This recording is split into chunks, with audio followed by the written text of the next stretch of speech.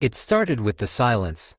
Our neighborhood maple-lined and predictable was never truly quiet. You'd always hear something, the low growl of lawnmowers, kids on scooters, dogs barking at squirrels. But that night, it was like the world hit mute. Not a single leaf rustled. Even the insects stopped buzzing, like they'd made some secret pact to hide.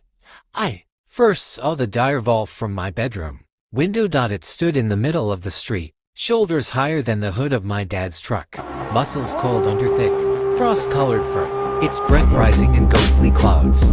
Yellow eyes glinted under the streetlight. It didn't snarl or growl. It just stared like it was reading something in the air we couldn't sense.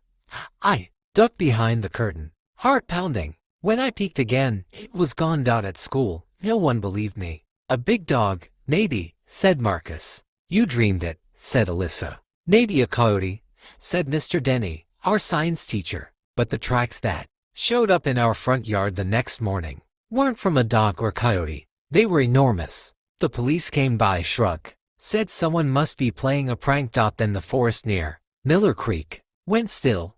Birds vanished. Squirrels, raccoons, even the feral cats disappeared. Someone found a deer torn in half, left neatly at the edge of the woods like a message. After that, most folks stayed inside after dark. But not me.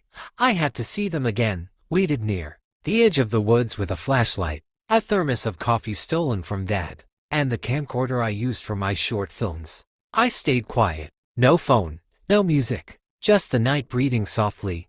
They came at twilight, not just 1/6 of them. Massive, ancient-looking beasts, fur like stone and smoke, eyes that shimmered like moons. They didn't make a sound as they moved, but you could feel them, like the air changed where they passed. One sniffed the wind and looked straight at me. I thought I was dead, but it didn't lunge, it didn't growl. It stepped closer and sat down, watching me the way a parent watches a child learning to speak. Then, from somewhere deeper in the woods, a low howl started. The wolf raised its head and answered a long, mournful note that made my bones tremble. The pack melted into the trees.